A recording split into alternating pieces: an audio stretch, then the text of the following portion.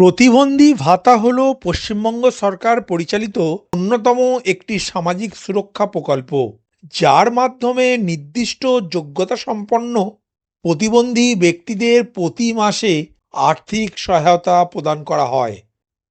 পশ্চিমবঙ্গে বিজেপি সরকার আসার পর তাদের প্রতিশ্রুতি মতো প্রতিবন্ধী ভাতার প্রাপকদের প্রতি মাসে ২,০০০ টাকার করে আর্থিক সহায়তা প্রদান করার প্রতিশ্রুতি দেওয়া হয়েছে, যা এখনো পর্যন্ত চালু হয়নি।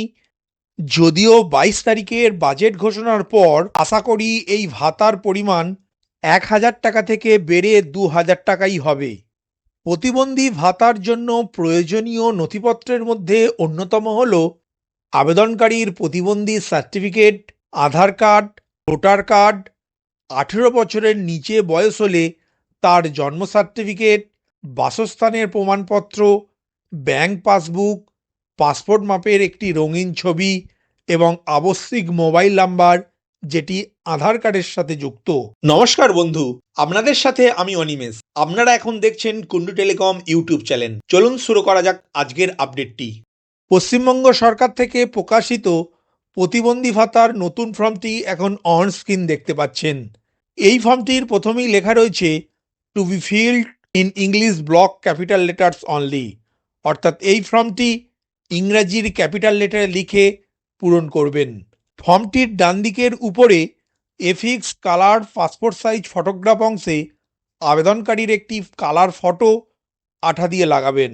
এখন পার্সোনাল ডিটেলস অংশের অ্যাপ্লিকেন্টস নেম ঘরে আবেদনকারীর প্রথম নাম, মধ্য নাম যদি থাকে এবং শেষ নাম লিখবেন। জেন্ডার অপশানে আবেদনকারী যদি পুরুষ হন তাহলে মেল অপশানে রাইট চিহ্ন দেবেন। আবেদনকারী যদি একজন মহিলা হন তাহলে ফিমেল অপশানে রাইট চিহ্ন দেবেন। আবেদনকারী যদি তৃতীয় লিঙ্গের হন অদার্স অপশানে রাইট চিহ্ন দেবেন। ডেট অফ বার্থ ঘরে আবেদনকারীর জন্মদিন, জন্ম মাস এবং জন্মসালটি লিখবেন।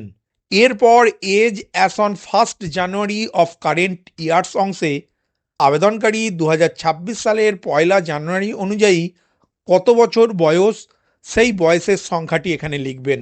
এরপর ফাদার্স নেম ঘরে আবেদনকারীর বাবার নাম লিখবেন। মাদার্স নেম ঘরে আবেদনকারীর মায়ের নাম লিখবেন। এরপর কাস্ট অংশে আবেদনকারী জেনারেল, এসসি, এসটি, অদার্স যেটি প্রযোজ্য হবে সেই ঘরের পাশে রাইট চিহ্ন দেবেন।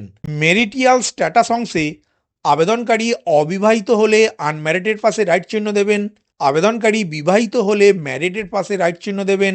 আবেদনকারী বিধবা হলে উইডোর পাশে রাইট চিহ্ন দেবেন। আবেদনকারী বিপত্নিক হলে উইডারের পাশে রাইট চিহ্ন দেবেন। আবেদনকারী বিবাহ বিচ্ছিন্ন হলে সেপারেটের পাশে রাইট চিহ্ন দেবেন। এরপর স্পাউস নেম ইফ অ্যাভেলেবেল, অর্থাৎ আবেদনকারী যদি বিবাহিত বা বিবাহিতা হন তাহলে তার স্বামীর নাম বা স্ত্রীর নামটি লিখবেন। এরপর আধার নাম্বার ঘরে আবেদনকারীর 12 সংখ্যার আধার নাম্বারটি লিখবেন। Epic or voter card number ঘরে আবেদনকারীর ভোটার কার্ড নাম্বারটি লিখবেন। যদি আবেদনকারীর বয়স 18 বছরের নিচে হয় তখন ভোটার কার্ড নাম্বার দেওয়ার প্রয়োজন নাই। তার পরিবর্তে বার্থ সার্টিফিকেট নাম্বার ঘরে আবেদনকারীর বার্থ সার্টিফিকেট নাম্বারটি লিখবেন। এরপর কন্ট্যাক্ট ডিটেলস অংশে অ্যাসেম্বলি কনস্টিটিউসি অপশানে আবেদনকারীর বিধানসভা কেন্দ্রের নামটি লিখবেন। ডিস্ট্রিক্ট অপশানে আবেদনকারীর জেলার নামটি লিখবেন। পুলিশ স্টেশন ঘরে আবেদনকারীর থানার নামটি লিখবেন। ব্লক, মিউনিসিপ্যালিটি, কর্পোরেশন অংশে আবেদনকারীর ব্লকের নাম বা মিউনিসিপ্যালিটির নাম বা কর্পোরেশনের নামটি লিখবেন। এরপর GP name or ward number ঘরে আবেদনকারীর অঞ্চলের নাম বা ওয়ার্ড নাম্বারটি লিখবেন। এরপর ভিলেজ, টাউন, সিটি অংশে আবেদনকারীর গ্রামের নাম বা শহরের নাম লিখবেন। হাউস প্রিমিসেস নাম্বার ঘরে আবেদনকারীর বাড়ির নাম্বার যদি জানা থাকে তাহলে লিখবেন, নাহলে এই অপশানটি ছাড় দিয়ে রাখবেন। স্ট্রিট নেম অংশে আবেদনকারীর ঠিকানার রাস্তার নামটি লিখবেন। পোস্ট অফিস অংশে আবেদনকারীর ডাকঘরের নামটি লিখবেন। পিনকোড ঘরে আবেদনকারীর ঠিকানার পিনকোড নাম্বারটি লিখবেন। এরপর 2 নম্বর পাতায় number of years dwelling in West Bengal, অর্থাৎ আবেদনকারী পশ্চিমবঙ্গে কত বছর ধরে বসবাস করছেন সেই সংখ্যাটি এই ঘরে লিখবেন। এরপর মোবাইল নাম্বার ঘরে আবেদনকারীর একটি 10 সংখ্যার মোবাইল নাম্বার লিখবেন। আবেদনকারীর বয়স যদি 18 বছরের নিচে হয় তাহলে আবেদনকারীর বাবা, মা অথবা একজন গার্ডিয়ানের মোবাইল নাম্বার লিখবেন। এরপর ইমেল আইডি ঘরে আবেদনকারীর একটি পার্সোনাল ইমেল আইডি লিখবেন। এখন ব্যাংক অ্যাকাউন্ট ডিটেলস ঘরে ব্যাংক নেম অপশানে আবেদনকারীর যে ব্যাংকে অ্যাকাউন্ট রয়েছে সেই ব্যাংকের নামটি লিখবেন। ব্যাংক ব্রাঞ্চ নেম ঘরে আবেদনকারীর ব্যাংকের শাখার নামটি লিখবেন। ব্যাংক অ্যাকাউন্ট নাম্বার ঘরে আবেদনকারীর ব্যাংকের অ্যাকাউন্ট নাম্বারটি লিখবেন। আইএফএস কোড ঘরে আবেদনকারীর ব্যাংকের আইএফএস কোডটি লিখবেন। এরপর টাইপ অফ ডিসেবিলিটি অর্থাৎ আবেদনকারীর কী ধরনের প্রতিবন্ধকতা রয়েছে সেটি আবেদনকারীর ডিসেবিলিটি সার্টিফিকেট বা প্রতিবন্ধী সার্টিফিকেট অনুযায়ী সঠিক অপশানের পাশে রাইট চিহ্ন দেবেন। তারপর পার্সেন্টেজ অফ ডিসেবিলিটি অংশে আবেদনকারীর প্রতিবন্ধকতা কত শতাংশ রয়েছে সেটি প্রতিবন্ধী সার্টিফিকেট দেখে লিখবেন।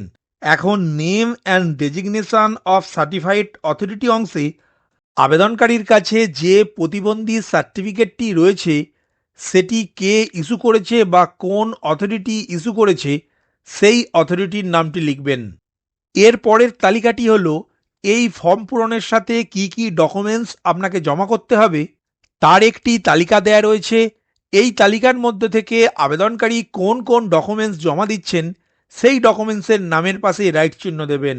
প্রথমত পাসপোর্ট সাইজ কালার ফটোগ্রাফ, আবেদনকারীর একটি পাসপোর্ট মাপের রঙিন photo, 2 copy of disability certificate from appropriate authority, আবেদনকারীর প্রতিবন্ধী সার্টিফিকেটের xerox copy, copy of Aadhaar card, আবেদনকারীর আধার কার্ডের xerox, 4 copy of EPIC or voter ID card, আবেদনকারীর ভোটার কার্ডের একটি জেরক্স কপি। যদি আবেদনকারীর বয়স 18 বছরের নিচে হয় তাহলে তার ভোটার কার্ড দেওয়ার প্রয়োজন নাই। 5 copy of birth certificate as age proof for below 18 years অর্থাৎ আবেদনকারীর বয়স 18 বছরের নিচে হলে তার প্রমাণস্বরূপ আবেদনকারীকে তার বার্থ সার্টিফিকেটের একটি জেরক্স কপি জমা করতে হবে।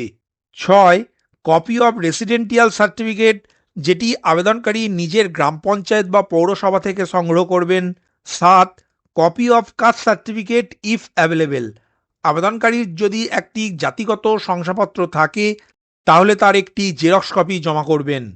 8 copy of first page of bank passbook আবেদনকারীর ব্যাংক পাসবুকের প্রথম পাতার জেরক্স কপি আবেদনপত্রের সাথে জমা করবেন। এরপর 3 নম্বর পাতায় বিভিন্ন ধরনের পেনশন প্রকল্পের নাম রয়েছে। আবেদনকারী যদি এই পেনশন প্রকল্পের মধ্য থেকে যে কোনো একটি পেনশন পেয়ে থাকেন তাহলে সেই পেনশনের নামের আগের বক্সটিতে রাইট চিহ্ন দেবেন, না হলে এই অপশানটি ছাড় দিয়ে রাখবেন। এরপর সিগনেচার অফ অ্যাপ্লিকেন্ট ঘরে আবেদনকারীর একটি স্বাক্ষর বা টিপছাপ দেবেন। তবে এই স্বাক্ষর অংশে স্পষ্টভাবে বলা রয়েছে একজন আবেদনকারী যদি তার স্বাক্ষর করতে অক্ষম হন তাহলে তার গার্ডিয়ান অথবা বাবা অথবা মা আবেদনকারীর হয়ে স্বাক্ষর করবেন। ডেট অংশে আবেদনকারী যে তারিখে এই ফর্মটি জমা করবেন সেই তারিখটি লিখবেন। এরপর অ্যাকনোলেজমেন্ট অংশটি আবেদনকারীকে ফিল আপ করতে হবে না। এই অপশানটি আবেদনকারী যে অফিসে জমা করবেন সেই অফিসার এটি ফিল আপ করবেন এবং আবেদনকারীকে রিসিপ্ট কপি হিসাবে ফেরত দেবেন। এরপর 4 নম্বর পাতাটি শুধুমাত্র অফিসের ব্যবহারের জন্য। এখন 5 নম্বর পাতায় আবেদনকারীর আধার কার্ড ব্যবহার করার জন্য পশ্চিমবঙ্গ সরকার আবেদনকারীর কাছ থেকে একটি সম্মতিপত্র চেয়ে নিচ্ছে। সেই অনুযায়ী আমি আধার নাম্বার লেখার পর শূন্যস্থানটিতে আবেদনকারীর 12 সংখ্যার আধার নাম্বারটি লিখবেন। এরপর আধার নাম্বার ধারকের স্বাক্ষর অথবা আমার সম্মতি আছে এই অংশে আবেদনকারী একটি স্বাক্ষর করবেন অথবা টিপছাপ দেবেন। যদি আবেদনকারী স্বাক্ষর করতে অক্ষম হন তাহলে তার বাবা, মা বা লিগ্যাল গার্জিয়ান এখানে স্বাক্ষর করবেন এবং আবেদনকারীর নাম এই অংশে আবেদনকারীর নামটি ক্যাপিটাল লেটারে লিখবেন। ভিডিওটি প্রথম থেকে শেষ পর্যন্ত দেখার জন্য ধন্যবাদ। এই ইনফরমেটিভ আজকের আপডেটটি আপনার বন্ধু ও পরিচিতদের জানাতে বেশি বেশি করে শেয়ার করবেন আর অবশ্যই কমেন্ট করবেন ভিডিও সম্বন্ধে আপনার কোনো ডাউট বা জিজ্ঞাসা থাকলে এবং আপনার কোনো মতামত জানাবেন। ভালো থাকবেন, সুস্থ থাকবেন।